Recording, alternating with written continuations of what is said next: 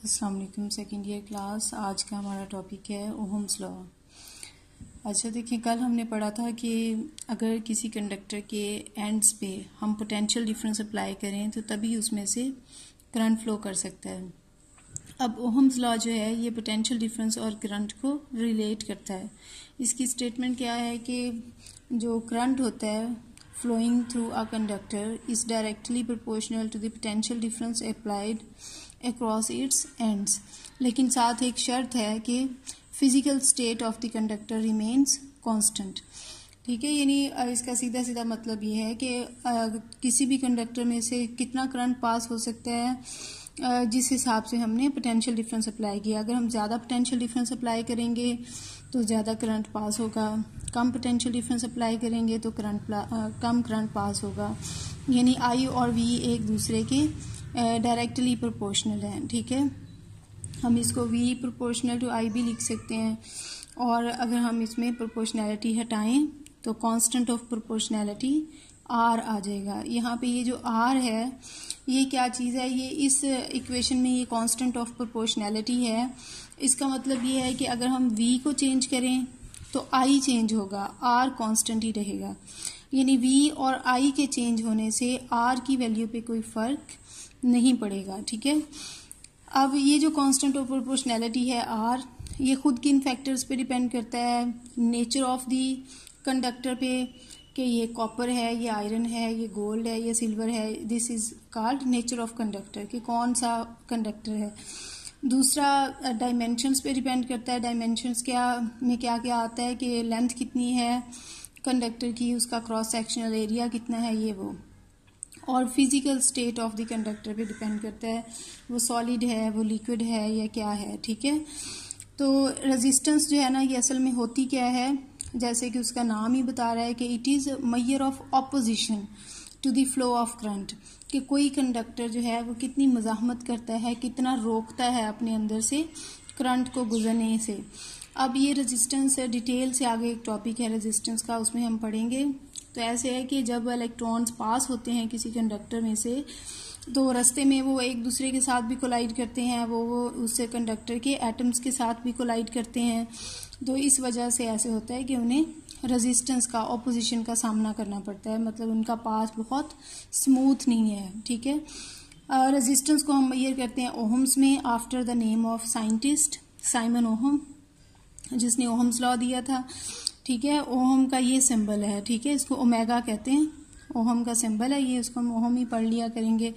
यहाँ से इस इक्वेशन से देखें, फ्रॉम ओहम्स लॉ आर जो है ये v ओवर आई के इक्वल बनता है। ठीक है, तो r is equal to v over I, और यहाँ से अगर हम पोटेंशियल डिफरेंस ले लें 1 वोल्ट और करंट को ले लें 1 एम्पियर, तो रेजिस्टेंस विल बी 1 ओहम। ठीक है, तो 1 ohm is actually equal to 1 volt पर एम्पियर। अब 1 ओहम को हम इस तरह डिफाइन कर सकते हैं कि 1 ओहम कौन सी रेजिस्टेंस है कि किसी भी कंडक्टर की रेजिस्टेंस को 1 ओहम कहेंगे if 1 ampere current passes through it when 1 volt potential difference is applied across its ends. किसी कंडक्टर के एंड्स के दरमियान अगर हम 1 वोल्ट पोटेंशियल डिफरेंस अप्लाई करें और उसकी वजह से कंडक्टर में से 1 एम्पियर करंट पास हो, तो हम कहेंगे कि उस कंडक्टर की रेजिस्टेंस कितनी है, 1 ओहम है। ठीक है, अब ओहम्स लॉ से रिलेटेड ये है कि कौन से डिवाइसेस ऐसे हैं जो ओहम्स लॉ को ओबे करते हैं और कौन से ऐसे हैं जो ओबे नहीं करते। तो ओहमिक डिवाइसेस कौन से डिवाइसेस कहलाएंगे, the devices which obey ohm's law. वो डिवाइसेस जो ओहम्स लॉ को ओबे करते हैं उन्हें हम क्या कहते हैं, ओहमिक डिवाइसेस कहते हैं।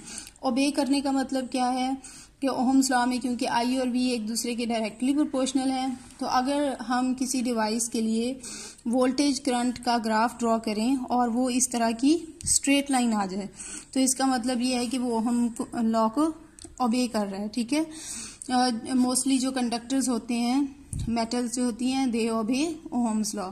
और नॉन ओहमिक डिवाइसेस कौन से होते हैं, which don't obey ohm's law, यानी उनका वी और आई का ग्राफ जो है वो स्ट्रेट लाइन नहीं होगा। तो ये कुछ एग्जांपल्स हैं यहाँ पे। टंगस्टन फिलामेंट लैंप, ये घरों में आपने देखा हुआ है, वो जो पीली सी रोशनी वाला एक बल्ब होता है जिसके अंदर एक फिलामेंट भी आपको नजर आती है, वो उसमें टंगस्टन मटेरियल जो है वो यूज़ हुआ है। तो टंगस्टन की बनी हुई फिलामेंट लगी होती है उस लैंप में।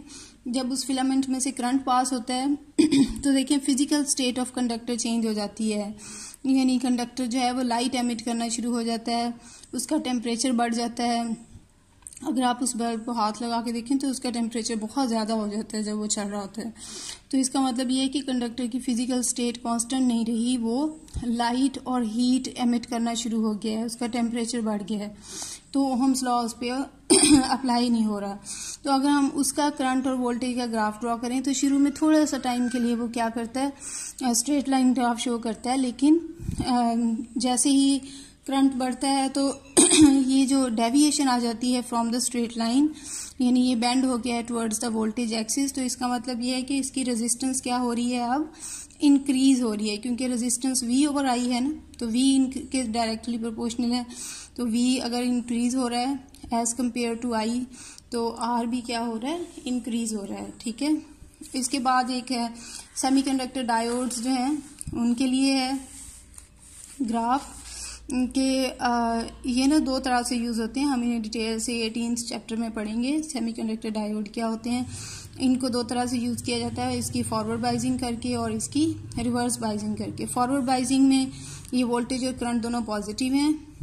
तो इसमें देखें ग्राफ इस तरह का बनता है, शुरू में स्ट्रेट लाइन नहीं है लेकिन बाद में हो जाता है। लेकिन ये इसको हम ये नहीं कह सकते कि ओहम्स लॉ ओबे करता है, क्योंकि ओहम्स लॉ के लिए ये straight line should pass from the origin, यहाँ से स्टार्ट होनी चाहिए। ठीक है, इसी तरह रिवर्स बाइस कंडीशन में इसका ग्राफ कुछ ऐसे बनता है, ये it is also not a straight line. तो इसका मतलब सेमीकंडक्टर डायोड भी नॉन ओहमिक डिवाइस है। ठीक है, चलिए यहाँ तक अगर कोई प्रॉब्लम हो तो आप पूछ सकते हैं। Thank you very much.